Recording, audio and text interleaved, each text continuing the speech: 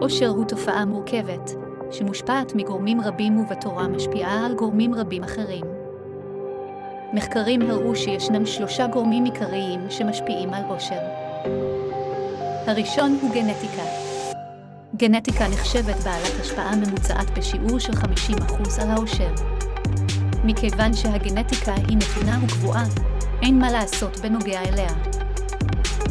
שימו לב שגנטיקה לא משפיעה על עושר באופן ישיר, אלא היא משפיעה על תכונות אישיות, כגון אופטימיות, שיש להן השפעה על העושר. גורם שני שמשפיע על העושר הוא נסיבות. נסיבות הם מאפיינים עקביים יחסית של החיים.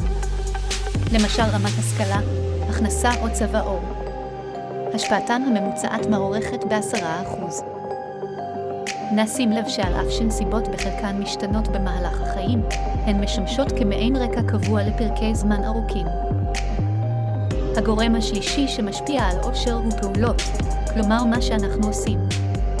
למשל ספורט, עזרה לשכן או יציאה לסרט. השפעתן של פעולות על העושר מוערכת ב40%.